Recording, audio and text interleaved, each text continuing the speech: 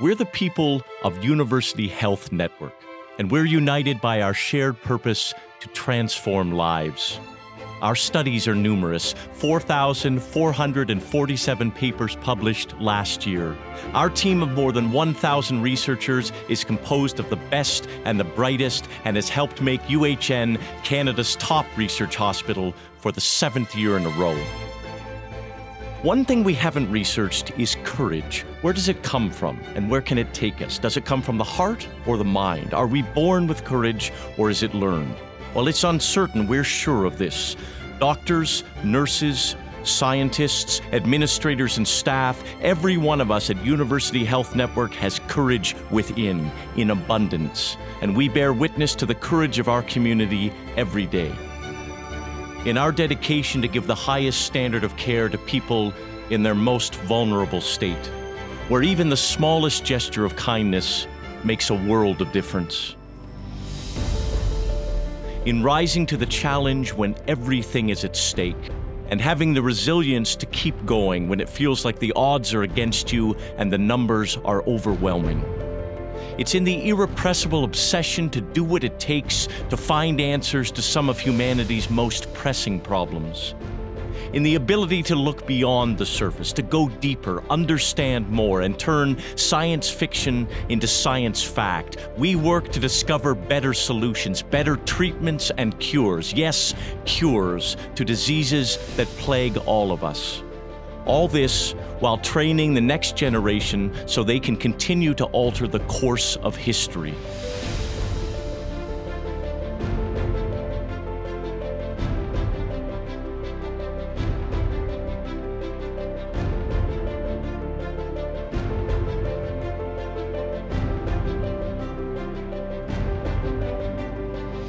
It's in finding ways to inspire others to care and to join our mission to change lives for the better.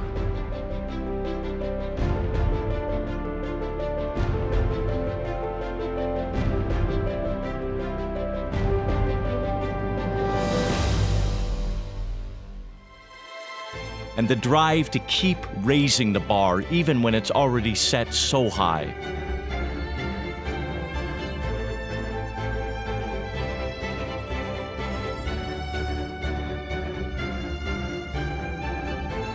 When people of courage come together, we change the face of healthcare, not just in our community, but around the world. We transform outcomes in the most profound and life-altering, life-saving ways. And together, we inspire everyone to believe that miracles are possible.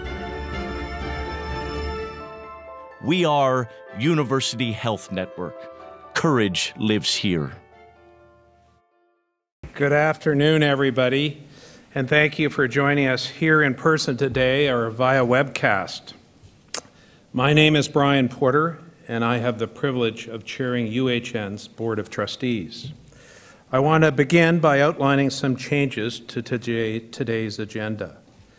Earlier this afternoon, the board met and dealt with the administrative work associated with the AGM, including appointment of committee members and approving financial statements. The motions passed at the meeting will be available on UHN's website. The change allows us to spend more time highlighting the tremendous work being done here at UHN, as well as some of the significant milestones UHN has reached across care, research, and education. Having served in this capacity for the past year, I can tell you your board is highly engaged and motivated to see UHN continue to thrive. We recognize that UHN's a special place, due in large measure to the courageous people that work here, and we certainly saw a glimpse of that in the video we just watched. I wanted to take an opportunity to ask the trustees who served on the 2017-2018 board to stand and be recognized as I call out their names.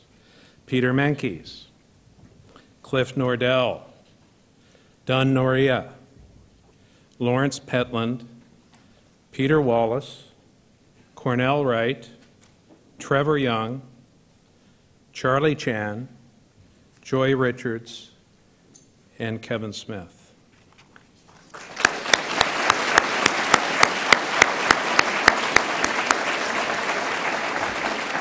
Thank you all very much. I also wanted to recognize those trustees who are unable to be with us because of travel engagements. Ross Baker, Dr. Ross Baker, who you're going to hear on a video shortly, Jan Campbell, Dean Connor, Kelvin Dushinsky, Todd Halpern, Tom McMillan, Doug McGregor, Cheryl Regur, and Barbara Stymist. Let me also welcome to the board Dr. Eric Horlick, President of the Medical Staff Association, and Dr. Fifi Liu, Chair of the Medical Advisory Committee. Unfortunately, Fifi is traveling in Europe and not able to join us today. Dr. Horlick and Liu replaced Drs. Michael Gardam and John Granton mid-year. I'd also like to acknowledge and thank Michael and John for their services on the board.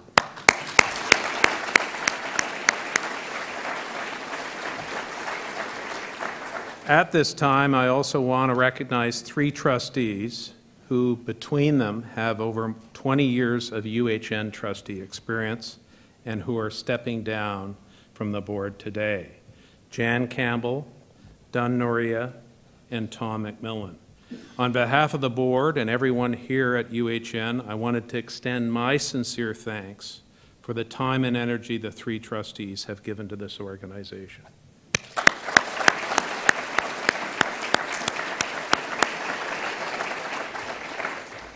Now I'd like to welcome 3 new trustees, and I'd ask them to stand. Stu Kedwell, Janet Rossant, and Shirley Sharkey. And just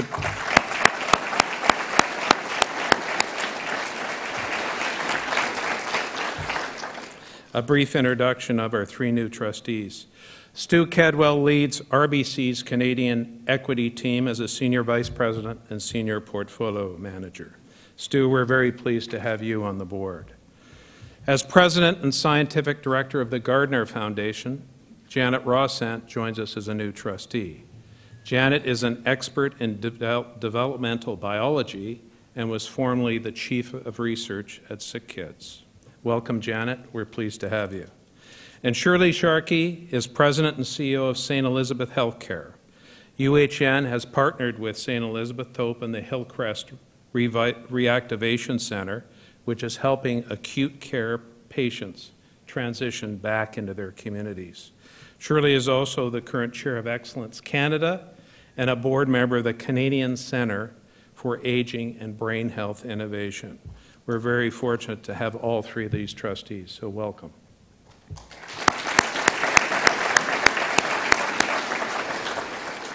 And finally, I wanted to acknowledge our newest honorary trustee, Mr. Bob Kremble.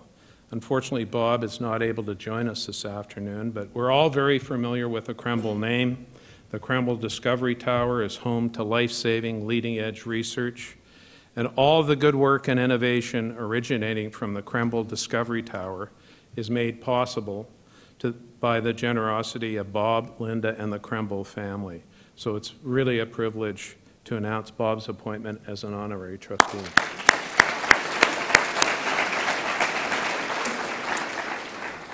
At the end of the day, the work that we are able to accomplish as Canada's largest research hospital is possible thanks in support of our 3 foundations: Toronto General and Western Hospital Foundation, the Princess Margaret Cancer Foundation, and the Toronto Rehab Foundation. Our talented fundraising professionals engage with our donor community every day, and they play a critical role in keeping that community apprised of all the good work that is being done here at the hospital. Their efforts are greatly appreciated. Thank you.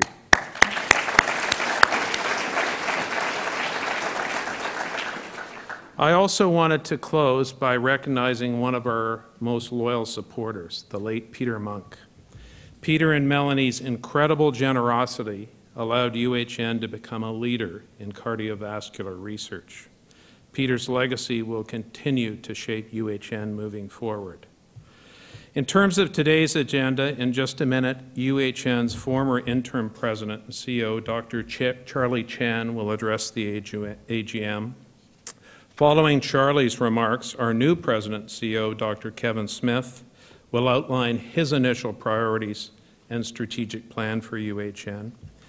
Emma Pavlov, Larry Baldachin, Darlene Descent, Larry's on jury duty, and Ross Baker via video will have a couple of brief remarks, and then we'll turn the meeting over to a Q&A. With that, I'd like to turn it over to Charlie Chan, who's the only man I know who's had 3 distinct hair colors in 1 month.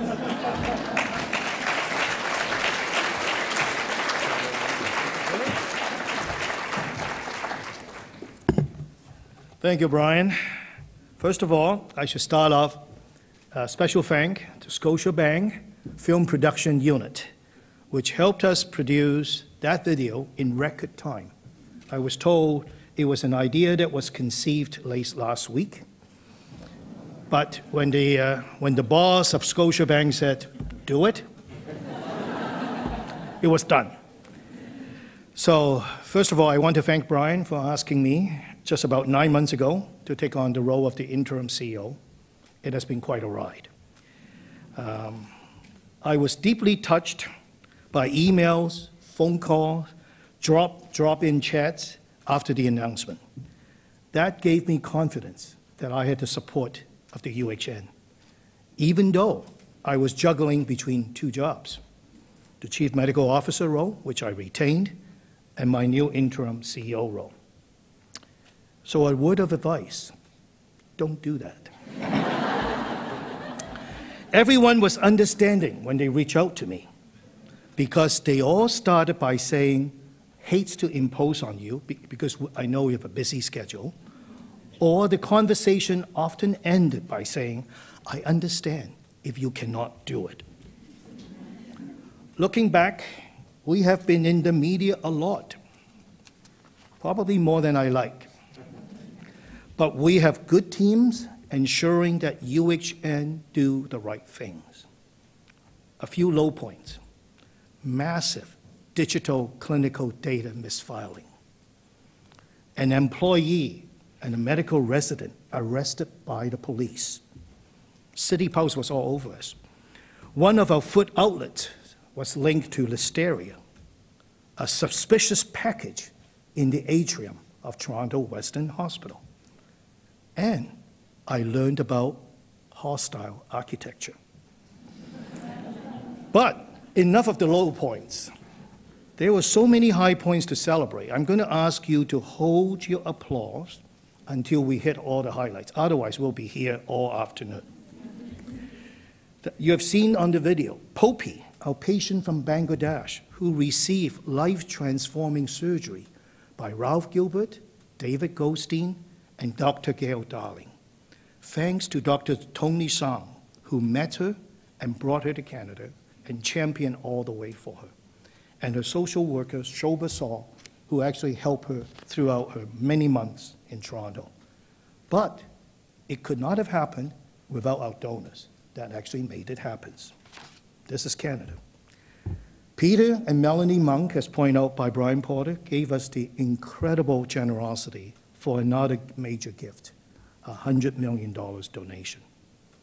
You saw a clip of Driver Lab at Toronto Rehab that received both the federal and provincial level ministry attention. We hosted a lot of those politicians. And the innovation deployment using the ex vivo technique that was invented here in Toronto for lungs for the first time for kidney transplant. Those are some of the highlights. I'm not finished yet. We also have a lot of other achievement over the last year. Thanks to the researcher and Brian Waters' leadership, we were ranked #1 again as the research hospital, 7th year in a row across Canada, really since the inception. Thanks to our mighty HR team under Emma Pavlov, we were recognized as one of the top employers in healthcare and science sector by Universum. Thanks to Barry Rubin and the Peter Mung Cardiac Center team for hosting Senator Bernie Sanders and Premier Kathleen Wynne to show Americans, and especially Donald, what we can do when we really care about everyone in Canada with universal health care with the generous support of our donors. Not finished yet. Thanks to the hard work by Brian Hodges, the Royal College accredited Michener to be able to grant MOCOM credit, which historically were only given to universities and major societies. Thanks to the multi-organ transplant team under Atul Huma and Shav Kashavji, we became the largest adult multi-organ transplant center in North America. 639 transplants in 2017. And thanks to Caring Safely's team under Emily Musing and our in-house film producer, we don't have the same budget as Scotiabank, Christian Cote, we won the American Press Ganey Video Award, which many of you have seen as part of your Caring Safely training.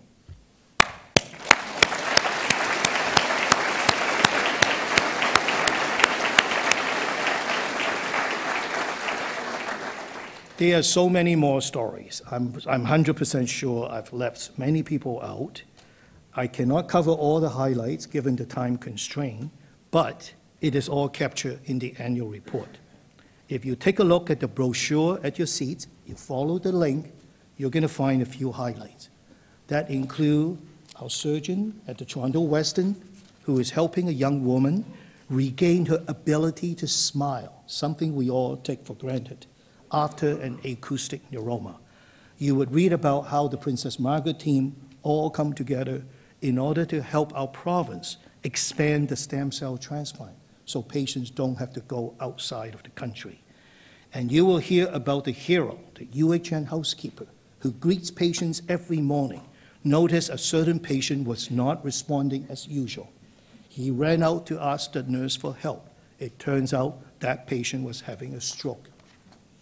These incredible moments and stories are reflecting the amazing people and the work that we do here every day at UHN. Please join me in saluting our heroes.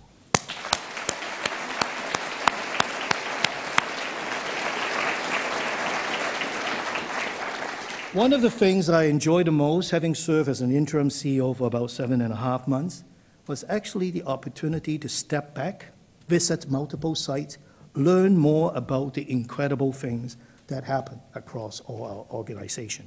And I'm sure Kevin is beginning his journey just to do that.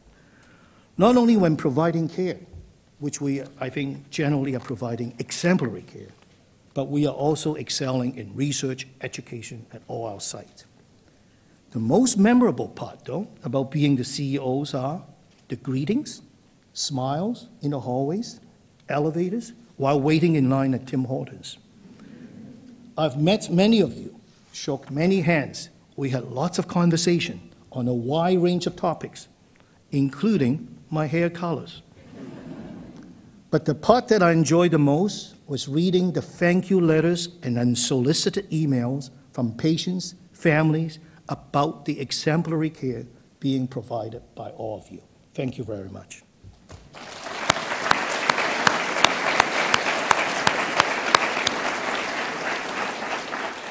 So allow me to use a little bit of time to say thank you for a list of behind-the-scenes folks. Behind every CEO, there is a team of people to make the CEO looks good.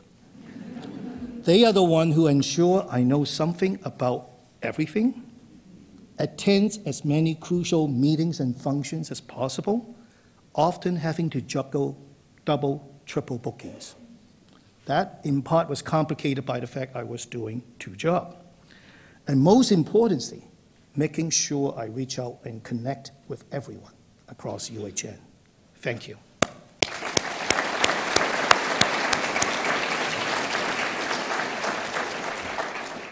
And I could not have done my job as interim CEO without my fellow EVPs. We work as a team for good, bad, and ugly. Thank you, the Magnificent Seven.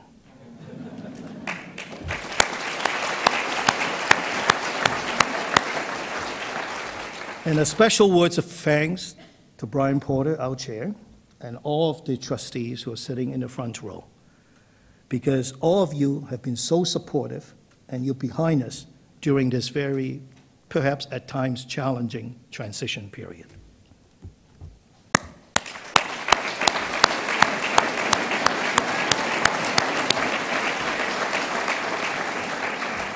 Yeah, I used to have a really, really full head of black hair. So in conclusion, I came to Canada at the age of 16 in the summer of 1974. I started my final year U of T medical school clerkship here at Toronto General Hospital 6 years later. And I ended 44 years later as the interim CEO of Canada's largest research hospital. My mom would never have predicted this when she told me in 1974 at the airport in Hong Kong. She told me, work hard, get into medical school, and become a doctor. I did that. So for many of you who are just starting your bright new career at UHN, remember, look at this guy. No dream job is impossible. But what do you have to do? Work hard, be nice to people, uphold your integrity and honesty, don't be afraid to acknowledge errors or mistakes, and remember, courage lifts you. I shall stay on as the CMO until the end of the year, and I shall retire from the UHN. I thank you, everyone, for all your help, and I'm certain I can count on all of you to support our CEO, Dr. Kevin Smith. So at this point, I'm going to invite Kevin to come to the podium so that he can tell us all the exciting things that we are going to head into in the next year. Thank you.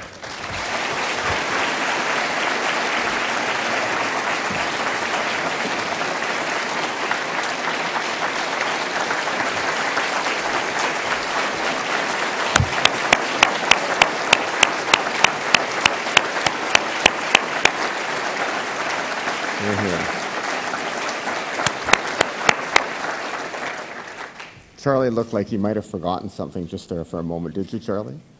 No. Thank you so much, Charlie. I have to say, in my 4 weeks on the job, the executive team have been absolutely wonderful, and none better than Charlie, who's been helping me understand not only the good, the bad, and the ugly, but where all the bodies are buried. So, so Charlie, thank you so very much. We simply owe you a debt of gratitude. And despite my best efforts, I can tell behind every successful hospital executive is a surprised wife. And Mrs. Chan, thank you so much for lending him to us for many, many wonderful years. We wished we could have persuaded him to stay a little beyond December, but apparently Hawaii calls. So thank you. Secondly, I'd like to thank Mr. Porter, our chair. He was very kind to thank everyone else on the board, but we should recognize his remarkable leadership during an innovative time at UHN.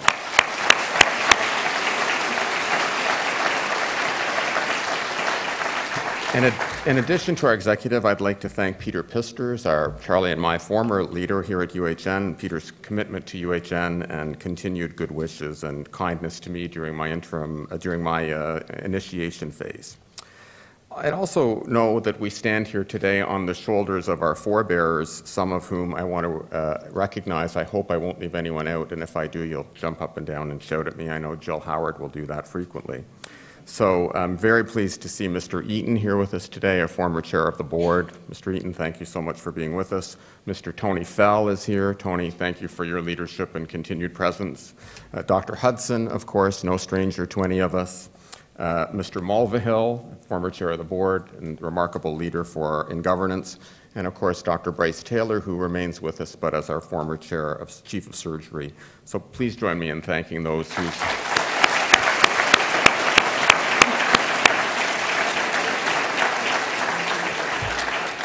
I also want to thank, especially today, all of Team UHN, but the senior management team, so many dedicated people who each and every day are getting up to make UHN better, also our medical advisory committee and professional advisory committee, and our key academic partner, the essential ingredient for a research hospital, the University of Toronto. Also, since we do spend a considerable amount of money at UHN, I'd be remiss if I wasn't grateful to the Government of Ontario through our Ministry of Health and Long-Term Care, and to the Local Health Integration Network led by Susan Fitzpatrick, who's been a terrific partner. Last but certainly not least, as Canada's most research-intensive hospital, our thanks to the Tri-Councils and CFI for their confidence in our investigators and investment in scholarship at UHN and at the U of T.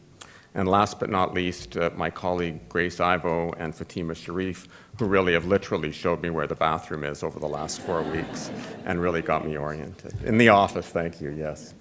So I didn't want to put up this slide, but I was forced to by Jill. This is my hometown of Prescott, Ontario, home of about 4,000 people, so I've come a long way, baby. The youngest of three and the only boy, that was a great gift, I have to tell you. And my mother, my late departed mother, would be mad if I showed this picture without recognizing that she had the largest bridal bouquet in southern England at the time. And of course, George, the mascot of the family, who really has trained us all. So Charlie said he had a lot of hair, but I think we could have a little duel. I began an early military career at age 7. In my 1980s phase, Charlie, I think we could fight over hair. And my first job in a hospital after coming from a medical school, which was really surprising and unusual. And here I am, as Charlie said, the dream is everything at Canada's most impressive academic health science centre. Along the way, some amazing people, General Powell, who came and chatted with us at the OHA a bit about leadership and resilience. One of the great points of pride of my life was being recognized as a negative dinner honoree and the chance to spend the evening with Mrs. Bush.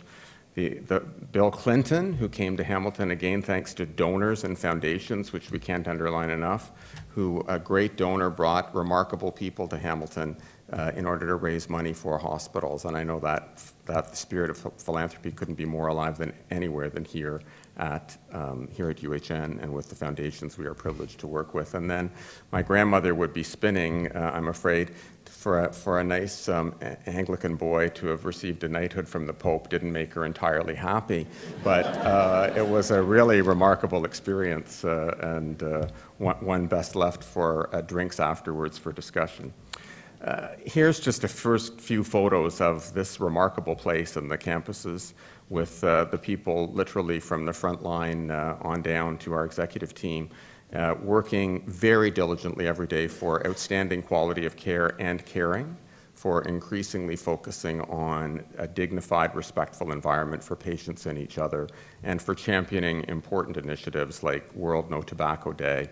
And the lower photo across the bottom, you'll see our remarkable long service awards, at which we recognized a ward clerk of 50 years of service to UHN. Truly remarkable. So the chairman asked me to mention a little bit about my thoughts on strategic planning, and they are simple thoughts. Every person, every program, every department is important at UHN. If you are part of the UHN family, you are indeed an important part of this remarkable consortia. All of us, every one of us who works at UHN, are committed to high quality care and caring and education. There is no program here that is not providing service or not providing educational training. For some of us, for specific programs, there'll be a focused research agenda. I might refer to it as Big R Research and Innovation, for which we are internationally competitive. And again, working with our scholarly partners at the University of Toronto, it is to that component that we will be called for literally the most innovative ideas that can then be translated into the betterment of care for our patients. Those are the starting hypotheses of the soon-to-be-realized strategic plan. Published in December 2018 is our commitment to you, so assuming that the board likes what management produces, we'll have that produced at that time, with a focus on simplicity and outcomes, and certainly to be meaningful to all who make up UHN and who we are privileged to serve at UHN. And a concurrent bottom-up, really listening to those closest to our patients, and top-down, those challenged with ensuring that we meet the objectives of the board, will come together and are coming together after a great deal of work over the last couple of years to finalize this important plan. What's important in the backdrop, not surprising to any of you, an economically challenging environment with the new government in Ontario reminding us that there is a significant provincial debt. Funding reform by our funder, really focusing increasingly on outcomes, which most of us applaud. The changing environment for patient expectations. For when I started in healthcare, we didn't have things like Apple iPads and phones and things like that. Technology today virtually renders us an ICU on each and every one of your personal devices. And thinking about where UHN delivers care, I think is tremendously exciting, that it won't be in the buildings of today or even tomorrow, but literally across this region, around this globe, using cutting-edge technologies, that digital really will change everything. And frankly, putting that information in our patients' hands will, and has great benefit to change both outcomes and process. Demographically, a little concerning, a little anxiety. We're a growing population, which is wonderful. We are, however, still a relatively young population and see some significant aging ahead. So with that, we need to think about how will we meet the needs of a diverse and aging population. And I think few of us believe that that will be in institutions, but rather where most of us would choose to receive our care, in our homes. And one of the great benefits of Toronto and of Canada, a diverse population, meeting the healthcare needs of diverse groups of people in diverse ways, being respectful of their culture, language, and history. I've talked a little bit about technology already, but wearable technologies, big data, and to me, one of the most exciting things on the forefront of artificial intelligence, not to replace the irreplaceable providers of healthcare, but to augment them, to improve their quality of work life, to improve their service to our patients, and to improve what we can look at as truly evidence-guided care. And the political, with every new government comes an opportunity. We look forward to working with Mr. Ford and his administration and working with him to find those efficiencies in healthcare while ensuring that the needs of all of our patients and the high quality of work life our staff deserve can be addressed. Healthcare is indeed a contact sport, but it's a contact sport of partners. And these are placed consciously in alphabetical order to offend none. Hopefully we haven't forgotten any, and I'm sure we have. But in the good old days, hospitals used to be able to function rather in an autonomous way, do their bit of acute care, and then turn it back to primary care physicians or others. That is absolutely no longer the case. And what we hear from our patients and frankly from our provider colleagues is it is at the points of transition where we often let down our patients and each other. So it is at those points of transition that our strategic plan will focus and our changes in practice should align. And clearly we can't do that without great partners, including learning how to be an even better partner at UHN. So future partnerships, as I say, will take many shapes and many forms, some imagined and some unimagined, and I won't bore you with those outer boxes, but they are all incredibly important messages. They're all incredibly important initiatives that will shape the future of healthcare. But what will UHN remain to be about? The needs of the patient will always come first. This will be informed and supported by scholarship and innovation of the highest caliber, and it will be delivered by an empowered, appreciated, and respected workforce. With that, let me thank you for the privilege of serving for almost a month. I look forward to next year when I have more to tell you about outcomes. But again, a real privilege for me to be here, a remarkable organization. Thank you for the wonderful welcome I've enjoyed. And now let me call on my colleague, Emma Pavlov, who is going to offer a tribute to Dr. Chan on behalf of the executive team. Thank you very much.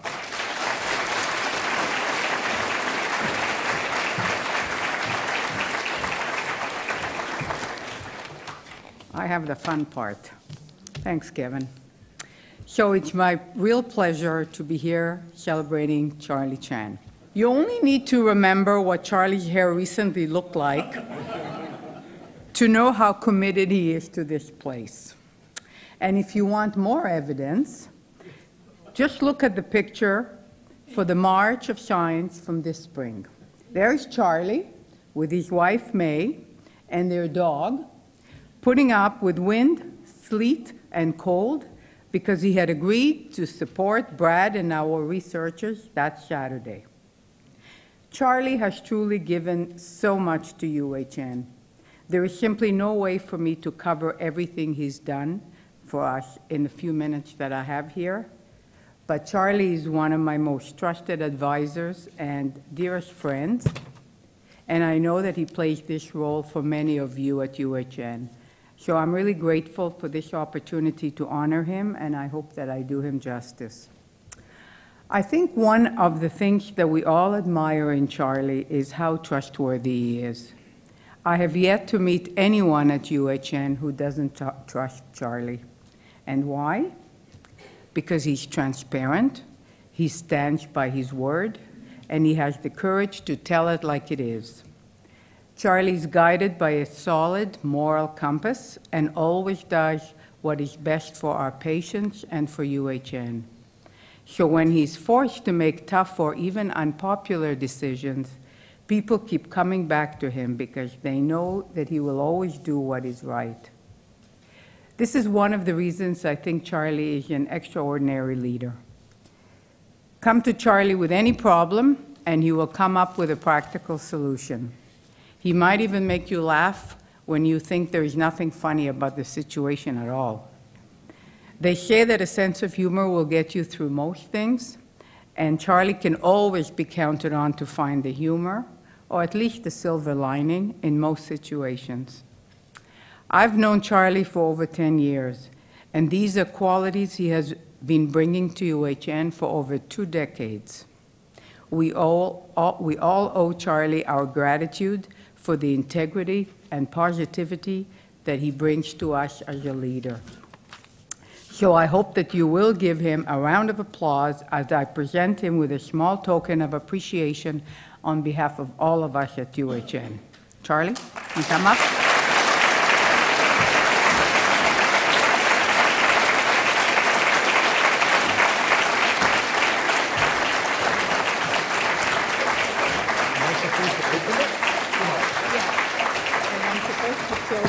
Careful.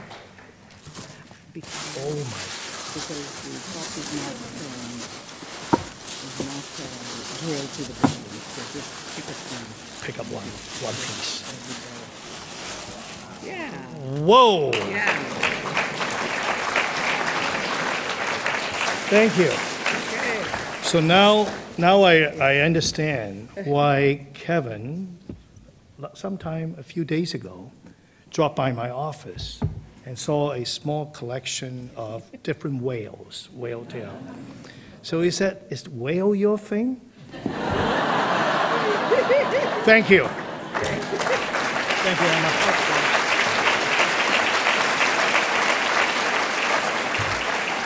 All right, so now I'd like to invite Darlene Desant. She'll be giving us an update on our financial results and providing a business overview. Darlene?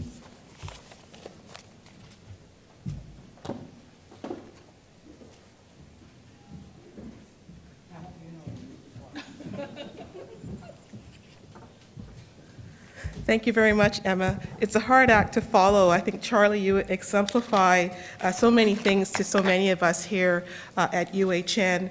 And the work that you do and the work that many others do, all of us do here, have had a significant impact on the financial results of the organization. So I really just want to spend a few minutes to walk this group through the financial results for UHN for the year just ended March 31st, 2018. Starting with our revenues have grown to $2.2 billion, over 12% over the past 6 years.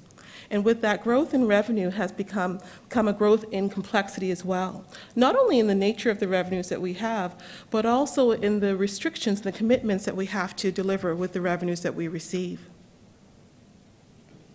When we look at our working capital, which in layman's term is our ability to pay our bills, we're at 0.88.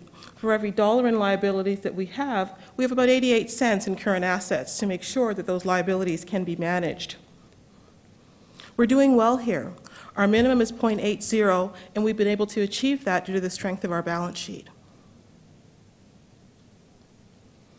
When we shift our view to the operating margin, which is the net contribution that we have after our revenues and expenses, this chart shows a little bit more volatility. There's been a tremendous amount of work in place and ongoing to try to improve and increase our operating margin. Our goal over time is to move that number to 1.5%, which is what we need to manage all of our financial commitments. Now, when you take a look at these numbers, what does that actually mean? A 0.74% is where we landed for the year 17-18. For those who like financial statements and numbers that, like I do, within the annual report, the financials are there in the back. And I've extracted just one sheet to spend just a quick minute to sort of walk you through the margin and our statement of operations. As mentioned, we have revenues from a variety of sources, from the Ministry of Health and Long-Term Care, our research grants, our donors, our foundations, and a variety of other patient services that we provide. And we have a variety of expenses as well. And when we look at the net, we had a contribution of $16.374 million, which is the 0.74%. But what that really meant, because of the nature of UHN and the complexity that we have here, there were a variety of different elements that made that up. Our operations and our operating results were at $13.8 million in a deficit. They were in the red. And what's included in our operations are not only our hospital and our clinical operations, they include infrastructure facilities, our digital operations, our research operations. And I would be remiss by not saying that we received tremendous amount of support and funding from the Ministry of Health as well as the Toronto Central LHIN to ensure that those operating results were not in worse shape. On the other side, we fulfilled many commitments through our statement of operations. We were able to meet our capital goal of $18.2 million, our restricted funds, as well as manage our non-cash depreciation. And when you add up all the elements of these, that's what arrives at our $16.4 million that you see on our audited financials. And again, I have to mention the amount of work that has gone into producing these results, particularly with the programs throughout UHN.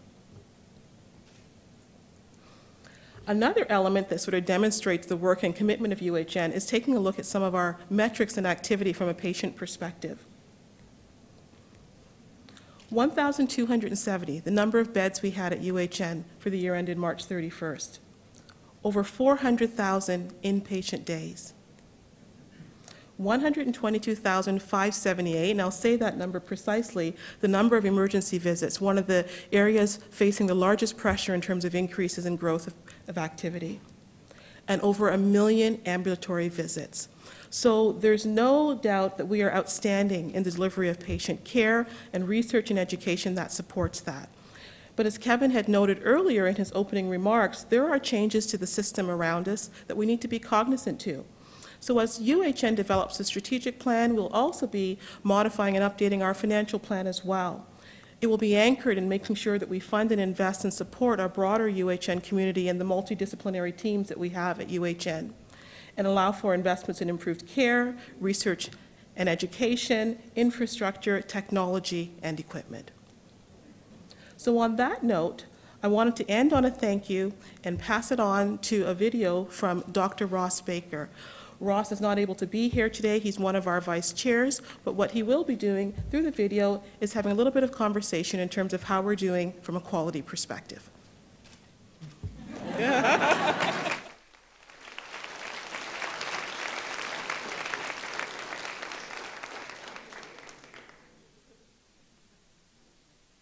Good afternoon, I'm Ross Baker. I'm pleased today to be offering a report from the Safety and Quality Committee of the UHN Board.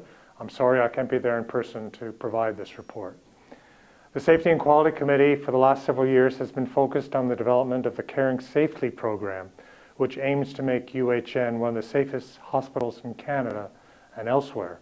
Caring Safely is a foundational element of the UHN strategic plan, and the Safety and Quality Committee oversees the development and impact of this plan on behalf of the board and the UHN community.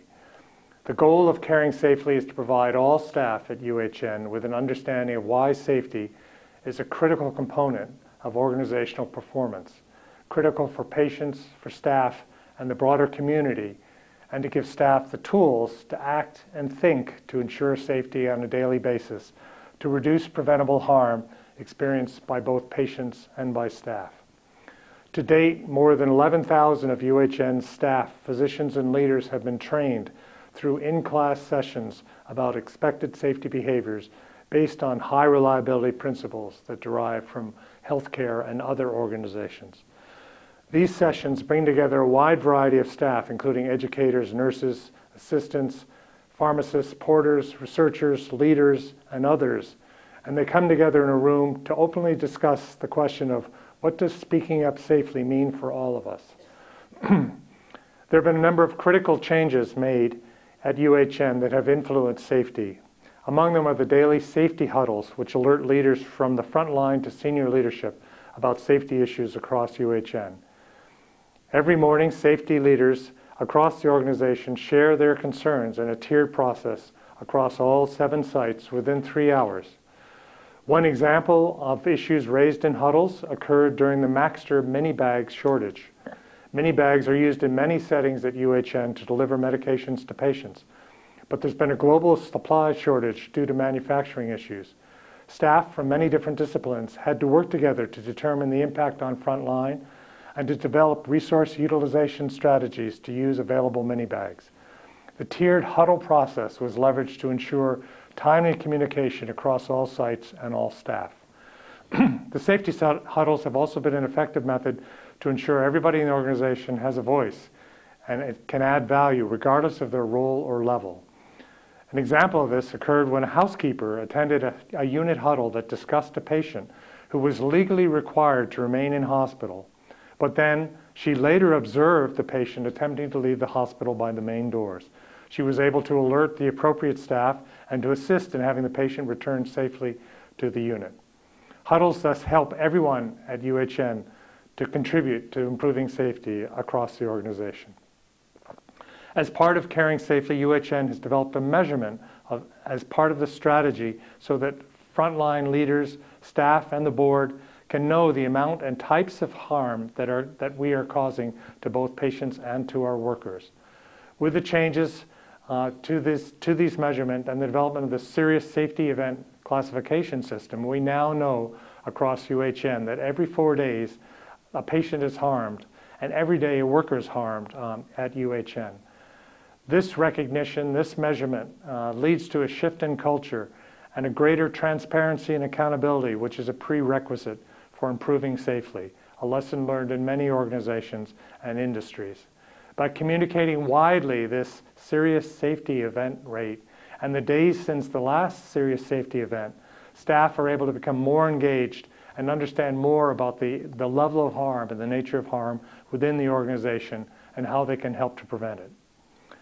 Reducing serious safety events is obviously a critical goal of caring safely, and work has focused in 5 areas of hospital-acquired conditions. These areas include preventable adverse drug events, C. difficile infections, central line infections, falls, pressure injuries, and surgical site infections. These issues constitute about half of the serious safety events reported last year. Focus on these events thus is critical given to their overall contribution to this harm and because there's strong evidence of ways to reduce these events. Based on this evidence, UHN has developed a prevention bundle for each one of these events. These bundles are standards of practice in supporting behaviors that influence patient safety. Each hospital-acquired condition is being addressed by a working group of UHN clinicians to help guide the implementation of these practices across the organization, helping UHN become a high-reliability organization. Patient care units across UHN are now self-identifying local solutions to reduce hospital-acquired conditions. And guided by the HAC working groups, they're helping staff to implement the prevention bundles and to address the larger system issues that in past have contributed to the occurrence of these events. The ability to separate local from system issues represents a big shift in the mindset of staff and has been facilitated by the use of the HAC prevention framework. We know now that reducing harm from HACs is a journey that will take some time, but we've already begun to realize benefits from this effort. Notably, we've had 8 units that have achieved 0 preventable harm in at least 1 HAC over a sustained period of time. The past year has also seen the launch of the Root Cause Analysis Program, a standardized framework to examine incidents that occur at UHN that have caused severe harm or death, and to identify system-level solutions to prevent reoccurrence. Analysis of these root causes contributes to planning to reduce SSEs across UHN, preventing events from reoccurring by recommending changes in practice, in policy, and in the system supports for frontline staff. In the past, UHN acknowledged the importance of both safety and quality as separate entities, But now we see these events and these issues as linked. And through the RCA program, the safety scorecard, the quality improvement plan, and many other initiatives happening throughout the hospital, we've realized the benefits of system improvements in both safety and quality across these important domains. Further confirmation that we're moving in the right direction came from an audit of the Safety and Quality Committee completed by KPMG in their governance review last year. The audit included several recommendations for the committee to take into account the patient perspective by having patient partners share their safety stories at committee meetings and offer opportunities for committee members to broaden their understanding and their awareness of the different programs and operational procedures at UHN. The committee has embraced these suggestions and others put forward to ensure that optimal oversight is being provided by the committee to the board and to UHN as a whole. I want to thank you for the opportunity to report on this work of the Safety and Quality Committee. I want to thank all the staff who've been involved in safety and quality initiatives at UHN to ensure that we can move forward to improving care at our important institutions.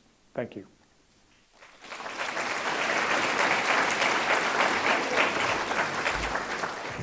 I wanted to thank Darlene for shedding some light on those intricate financial statements. I think the healthcare industry or hospitals in general only rival the insurance companies in terms of complexity of financial statements, and we're happy to take any questions anybody has on those. And I'd also like to thank Ross. I'm sorry he wasn't here in person today, but we felt it was really important. And Ross is one of North America's recognized leaders in terms of safety and quality. And we have a plan, as you heard, and he and his team and everybody in the hospital is executing on it as we strive to improve our numbers. So with that, as a management team, the board, we're happy to entertain any questions that anybody has on the financials in the hospital or the governing of the hospital, how the board works, the committee structure, any questions that anybody has on operations, we're more than happy to entertain them. Yes, sir. We've got a mic here, so we'll give you a mic, and we're happy to entertain them, which means I'll hand it off to somebody else, probably. Tony. Thank you. Thank you, Mr. Chairman. I think Darlene in the financial report said that the slide showed that we had capital expenditures last year improving our facilities of about $18 million. Just wondering what the number will be for the coming year, an estimate, and where we are going to be focusing in particular. Are there any plans to really update all the operating rooms over at the Toronto Western Hospital? Yeah. I'll let Darlene start with the first part of the answer, and then I'm going to try to answer the second part. Darlene? Thank you very much. The number of $18.2 million was the component that was actually funded through the obligations on the P&L and our statement of operations. Our total capital spend last year was actually over $100 million, and we actually have the same amount budgeted again for 2018-19, including some increased amounts to manage areas such as the Toronto Western ORs, as well as our emergency rooms and deferred maintenance.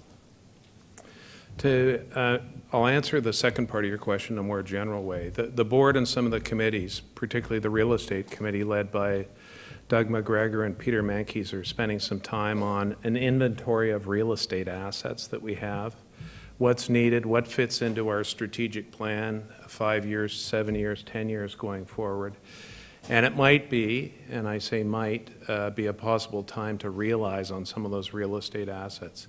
Any funds upon realization of those assets will be spent on what we would categorize as deferred maintenance in the hospital and on technology in the hospital. We clearly have to strive to be a more data-centric organization. That's critical to patient care, and that's what we're looking at. So you're going to hear a more fulsome report on the work that gets done, certainly next year at this time. Sure.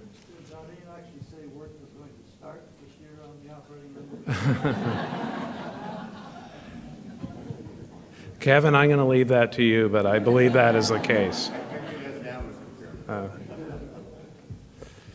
Are there any other questions in the room? If not, we're going to turn it over to the awards part of the presentation. Thank you very much.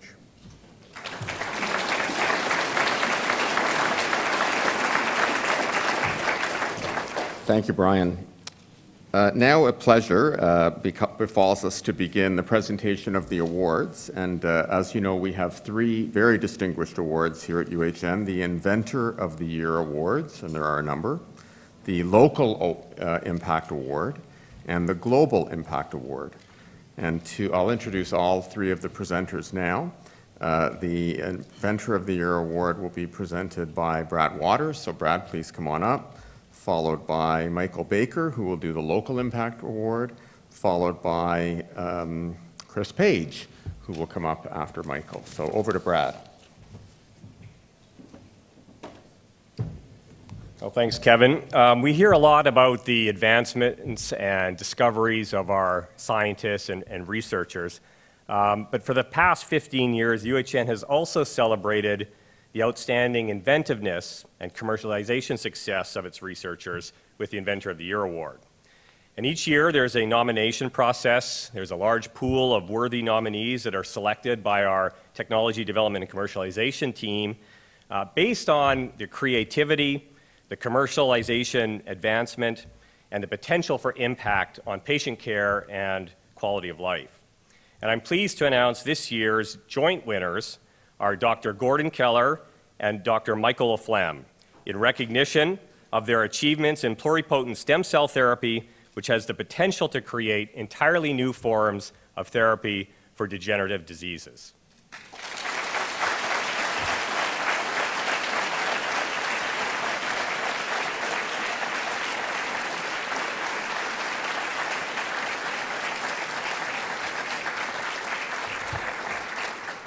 Dr. Keller's pioneering discovery of a process to differentiate embryonic stem cells in the Petri dish, in the laboratory, to become functional, beating, atrial, ventricular, and also pacemaker cells of the heart. And Dr. Michael Laflamme's work in heart failure models to demonstrate that these cells can engraft and regenerate and contribute to repair of the heart. These discoveries and this work has led to the creation of a new company in Toronto with Versant Ventures called Blue Rock Therapeutics. This new company has been backed by Bayer Pharmaceuticals with a commitment of over $225 million and aims this company to become a generational leader in the creation of pluripotent stem cell therapy to cure heart disease. And it's this outstanding scientific teamwork and the bold vision of these two inventors that makes them worthy of this accolade. Please join me again in welcoming and thanking these two inventors.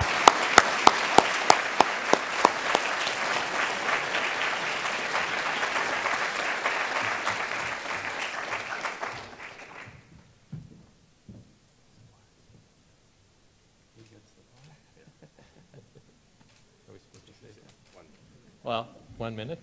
Okay. I have 1 minute, so I'm going to speak fast. But Michael's got a bad cold, so I'll take his minute as well. So I'm deeply honored to be receiving this award and sharing it with my colleague, Michael Laflamme. I think the music will start very quickly. So what I will say is we are able to do this for a number of reasons. First, the outstanding teams we have assembled within our labs, real terrific talent that actually did the work to make this happen. The second is funding through a number of avenues, the McEwen Center, the generous support of Rob and Cheryl, and the terrific support from the foundations we have at UHN. I think they're second to none. And finally, UHN itself, the ability to not only do research, but interact with clinical colleagues who encouraged us and keep encouraging us to actually take what we do from the Petri dish to the clinic. And I think it's a very special place, and that's why we are able to do what we do. Thank you so much.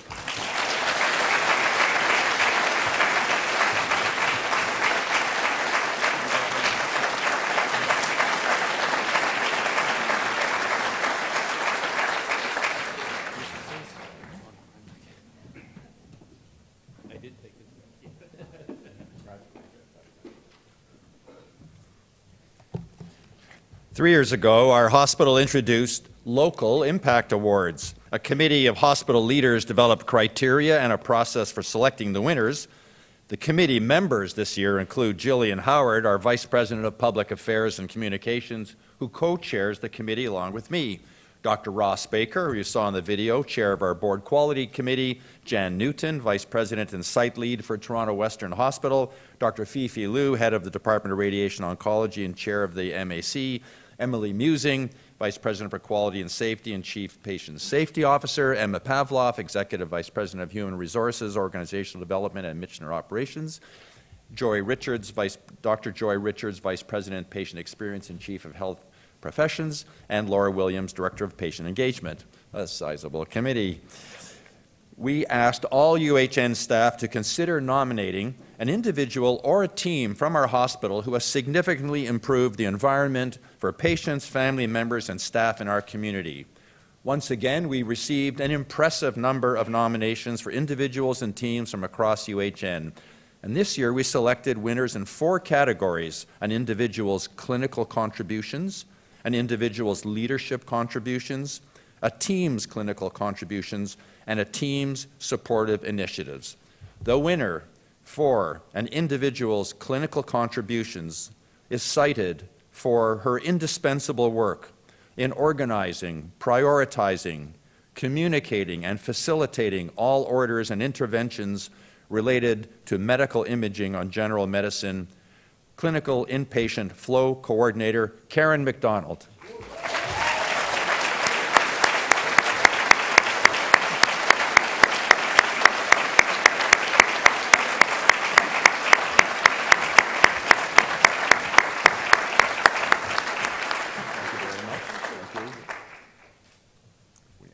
Have an award to give you, but would you like to make a few remarks? And at 1 minute, apparently the trap door opens. Okay. I'm not a woman of few words, but thank you, Dr. Baker. I'd like to give a sincere thank you to the general medicine physicians, the senior leadership group, and the clinical teams for awarding me with such a wonderful honor. It's been a privilege to work with the general medicine clinical services, the nurses, and all of our other allied health professionals here at UHN. I'm very proud of the relationships that we have formed to improve the communications between the teams both in general medicine and my home of medical imaging. It truly has been an honor to be a part of such a dynamic group of individuals that we all work together to make such a big difference in our patients' lives. So thank you again.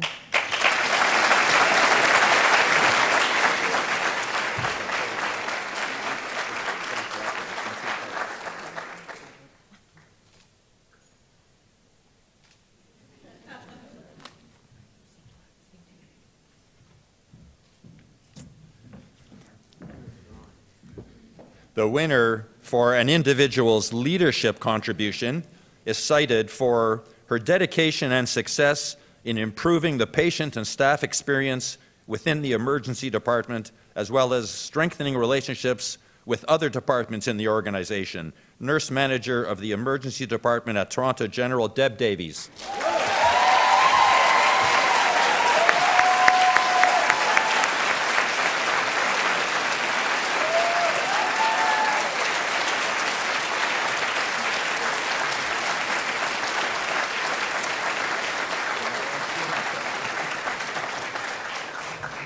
If the cheering section will be quiet, we'd like to ask Deb to say a few words. Thank you so much. It's very overwhelming, I must say. I am honored to be recognized for making an impact at UHN. But I do know, however, that this is really a reflection of the great work that's being done across this organization by teams who are dedicated to working together for a common goal to provide exemplary patient care. Make sure the microphone is right there, but I don't miss a word. Sorry. I told Dr. Baker it's going to be around a minute, so he's got the hook ready. I feel so fortunate to have the chance to work with a variety of individuals and teams, not only at Toronto General, but across UHN, where there's an abundance of knowledge, along with a genuine commitment to patient care and quality improvement. What I found is that the spirit of collaboration and unbridled enthusiasm is truly extraordinary, and this is what makes work both exciting and fulfilling. I'm also extremely grateful to have the opportunity to do a job that I truly do love and to be able to come to work every day with a team for whom I have the utmost respect. Many of them are here today. The staff, as you know, in the emergency department and what you've heard today, have faced many challenges over the years, and currently it's a lot to do with overcrowding. But they come to work every day, they continue to embrace change, and they seek opportunities to improve care for the patients that we offer care for every single day. What I do know is that they truly care about our patients, but what's even more important is that they care for each other, and that's what's inspiring. I have to say it's a privilege to work with this awesome team, and I owe a huge thank you to this group for creating the magic that I'm lucky to experience every day when I come to work. So basically, in closing, I would like to say it's the people at UHN that really do make a difference for our patients, and I want to thank you for this recognition of my small contribution to the work that we do every day, and for allowing me to have an impact on the care that we deliver. Thank you very much.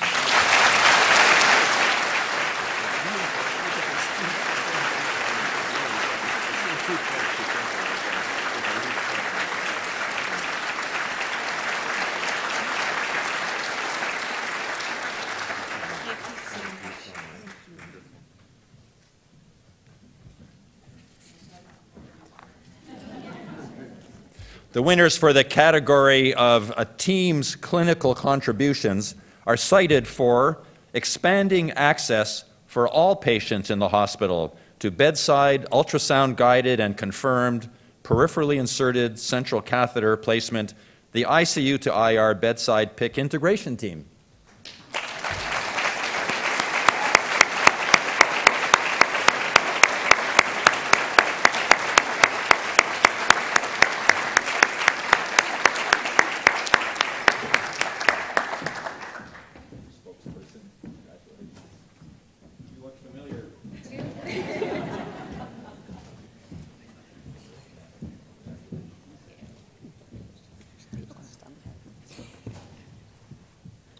I want to take this opportunity to thank the JDMI leadership, the retired IR manager, Carolyn Sibick, Dr. Tan for medical oversight, and the entire interventional radiology team for supporting transition through this program. We also want to thank Linda Folkart and the entire ICU team for their support during the education and training for the new nurses who are part of the new team. We also want to thank in particular, Claire Fielding for her continued mentorship with the new nurses who are inserting the bedside PICCs. This has been a wonderful interprofessional and interdepartmental collaboration amongst the teams in expanding access for all patients to the bedside ultrasound-guided PICC insertion across TGH. Thank you for the honor.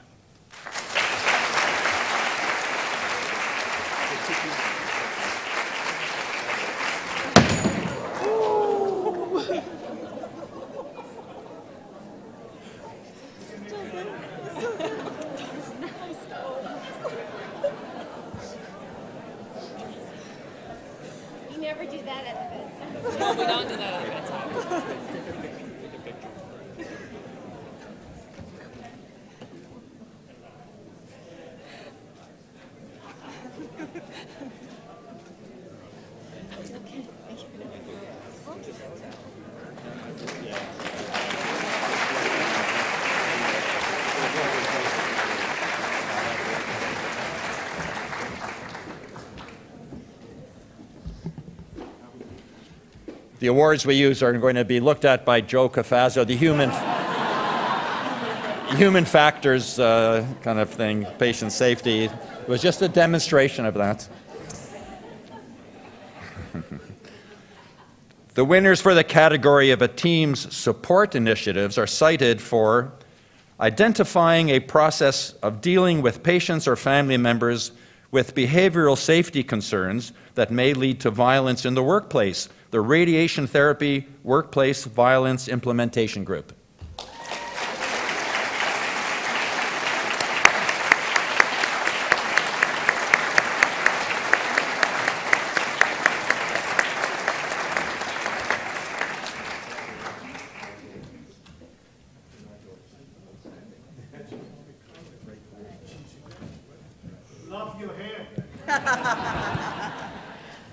They do say imitation is the sincerest form of flattery.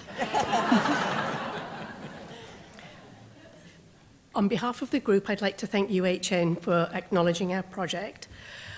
This work actually started as a conversation back in 2014 and it led to the formation of our group. We conducted a study that revealed over 80% of radiation therapists have experienced some form of violence from patients or caregivers throughout their career. That number is pretty high, so we wanted to do something about that. The study was published in 2017, and our research findings were translated into clinical practice. So we have changed our practice and culture, not only to keep our staff safe, but to treat all of our patients safely and efficiently. So thank you very much.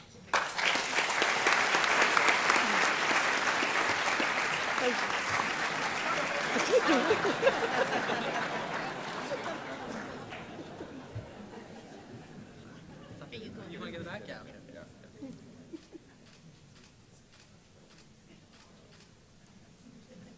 Thank you, everybody. Congratulations.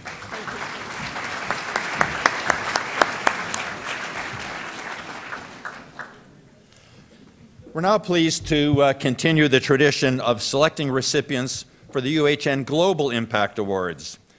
Since 2004, when Mr. Anthony Fell was board chair and asked us to create this, we have selected 22 past members of our UHN staff who have been leaders in medicine and science and whose work has led to improvements in healthcare well beyond our borders. The selection committee is co-chaired by Drs. Bryce Taylor, Chris Page, and me, with the advice from a panel of experts who are themselves internationally prominent in their fields. Drs. Tyrone David, Janet Rossant, our new board member, Francis Shepard, and Peter St. George Hislop, and another who was eliminated this year for reasons you will soon find out. This year we are proud to announce the recipient of the Global Impact Award for 2018. The citation for this year's recipient reads, "For helping to create the field of somatic cell genetics and for international leadership in medical science, Dr. Louis Siminovich."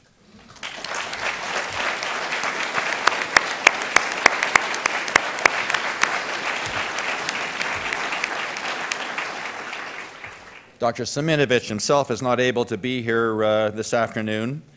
And before presenting the award to his daughter, Dr. Catherine Siminovich, herself a distinguished scientist and in past years a member of our selection committee, hence eliminated this year, I would like to call on my colleague, Dr. Chris Page, to further outline the many accomplishments of our distinguished Canadian scientist, Lou Siminovich. Chris.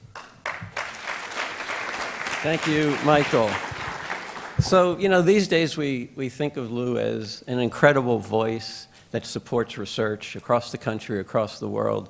He can influence governments, he can influence people. He does everything he can to make sure there's enough research money and it's spent in the right way, and he has had an incredible influence. But the reason he has credibility is his own incredible scientific accomplishments. He was one of the first people to embrace the idea back in the 1950s that we really had to understand what genes did. And he was at the Pasteur Institute at the time working with the vanguard of gene researchers, several of whom went on to have Nobel Prizes. And he was one of this team. And they decided to start with viruses because viruses were simple. But Lou was one of the first people that went from viruses to human cells. That was an incredible achievement in the late 50s and early 60s. And that's what allowed him to make important discoveries for medical research in diseases as diverse as cystic fibrosis to different kinds of cancers. In addition to his incredible science, he also was a builder of programs. The Department of Medical Genetics at the U of T was his creation. The Lunenfeld at Sinai. He was also instrumental in as chief geneticist at Hospital for Sick Children. But before all of that, when he came back from Paris, his first job in hospital was at our very own Ontario Cancer Institute, where he was one of the first scientists that was hired in biology. And what he brought to the Ontario Cancer Institute was international reputation, a Rolodex of the most incredible scientists in the world that now had to come through the OCI, and perhaps most important, a commitment to excellence. OCI scientists were only going to be the best scientists working on top problems as good as it got in the world. He became head of biology for 6 or 8 years and then left from there to go to the U of T. So it really is his instigation of a feel of excellence, which has continued to this day, not only across OCI, but across all of UHN. So he is obviously a most worthy recipient of this award, and I'd like to call on my friend and colleague, Kathy Siminovich, Dr. Kathy Siminovich, to accept on Lou's behalf.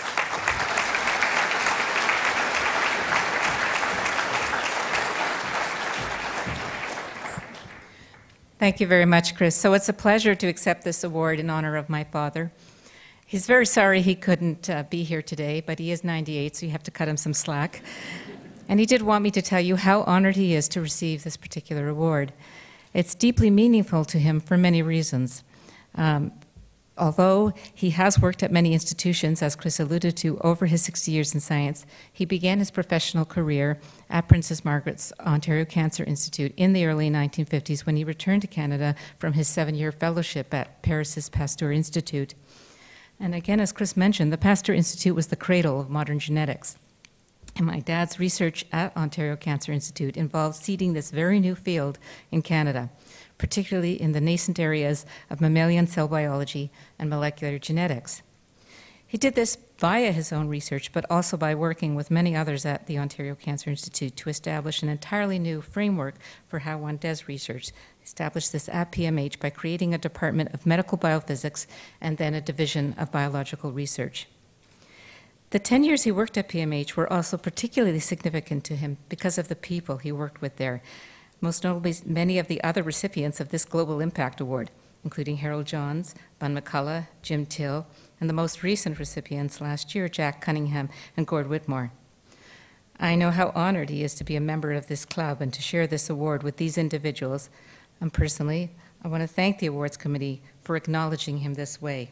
I may be a bit biased, but I think you've made an outstanding choice.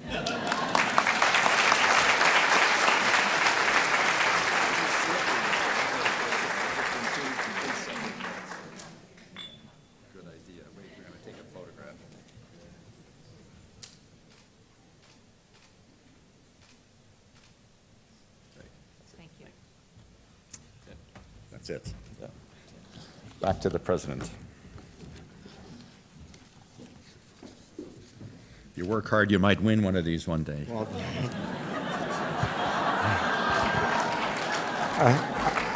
I could say the same of you.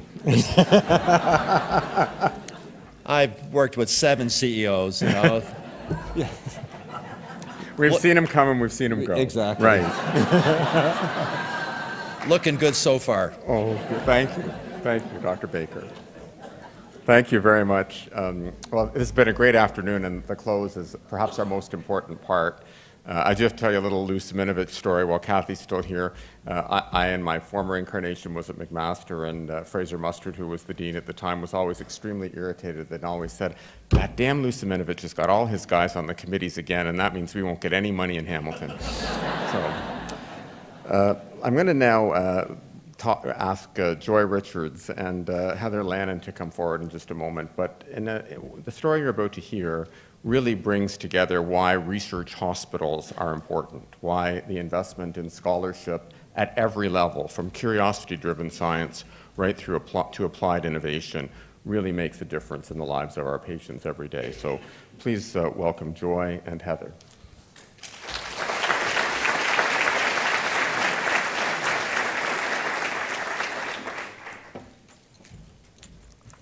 Good afternoon, everybody. As you know, our primary value at UHN is the needs of our patients come first. But sometimes in that drive, we forget the caregivers who are attached to our patients. If caregivers feel supported, our patients feel supported, and the ripple of care is enhanced. We are very fortunate to have Heather Landon as one of our patient partners here at UHN. Heather was married to her husband, Jamie, who had a congenital heart condition. In 2012, 2 weeks before their wedding, Jamie experienced heart failure. They were sent from Newfoundland here to the Peter Monk Cardiac Center. So as newlyweds, moved away from friends and family from Newfoundland here to Toronto, which was supposed to be a 3-week trip. It turned into a 3-year stay. During this trip, the possibility of a transplant was raised.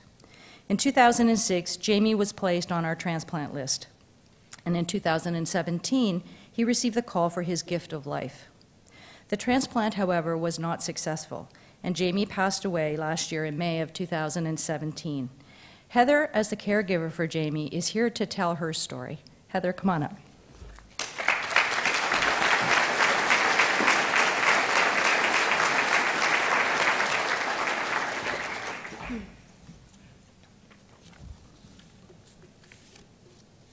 Thank you, Joy, for that wonderful welcome.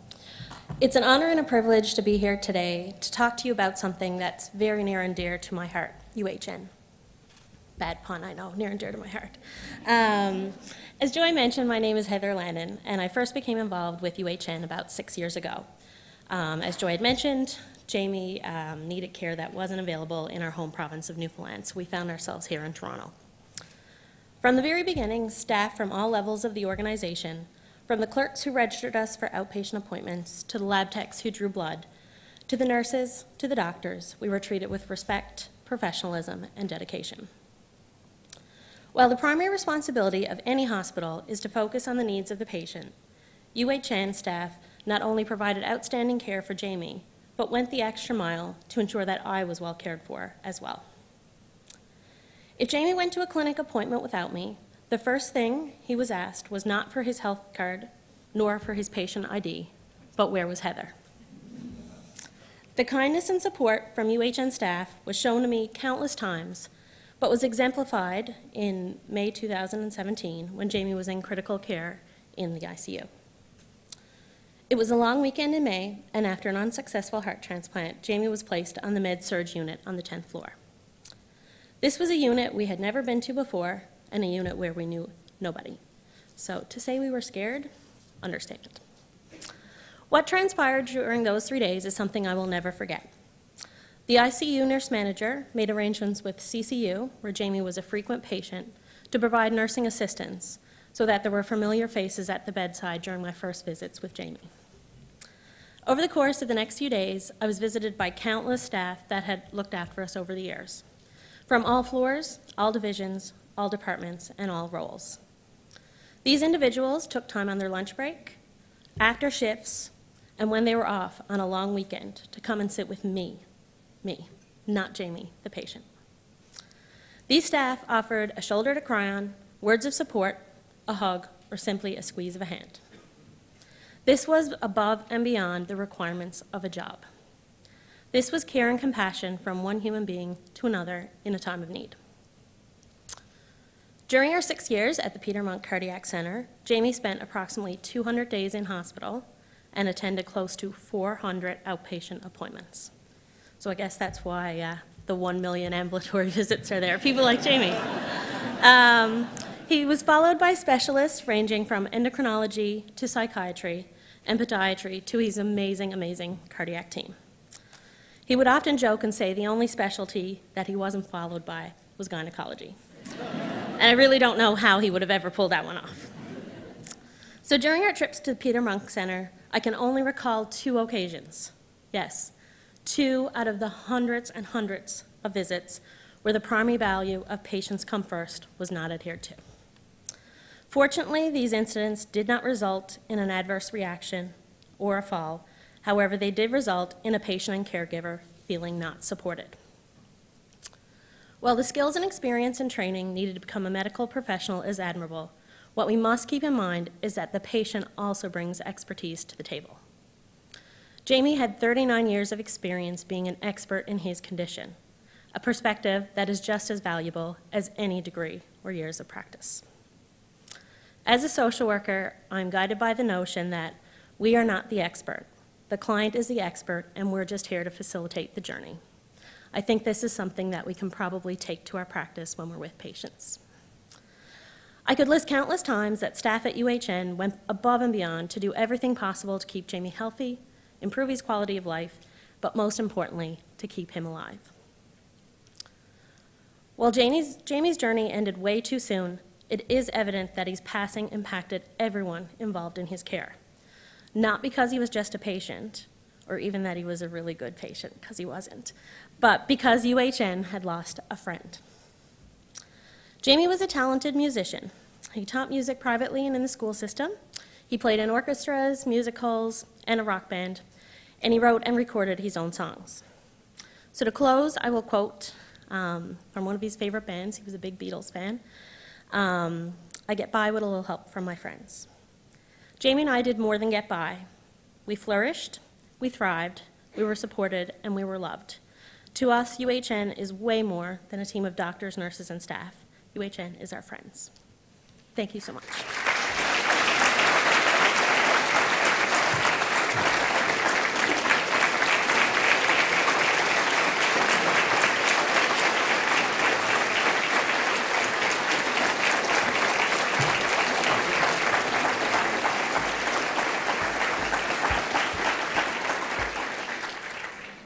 Thank you so much, Heather, for reminding us why we're all here and what we do best. As Charlie mentioned, UHN is home to North America's largest organ transplant program. And it's thanks to this incredible research and the skill of our clinicians that this is so. And it's thanks to our partnership with the University of Toronto and our very own Michener Institute that we're able to prepare the next generation of healthcare professionals from across the spectrum so that people like Heather and Jamie can continue to have great patient experiences. I can't emphasize enough the importance of leading by example at UHN. Kindness and compassion rule. If we don't demonstrate these great behaviors with learners and with each other, we can't possibly expect any of us to demonstrate those behaviors back to their patients and their loved ones. So thank you very much, and I'm going to turn it over to Kevin.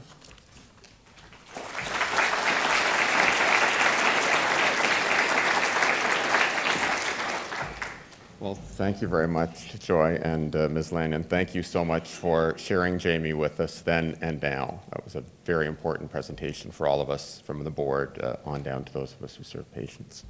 That, Mr. Porter has asked me to convey to you his thanks. He had to slip away a little bit early. On behalf of the chair and on the board, thank you all for being here today. I'm now broken in after my first annual meeting and invite you to join us in the atrium for refreshments. Thank you again and enjoy the rest of your afternoon.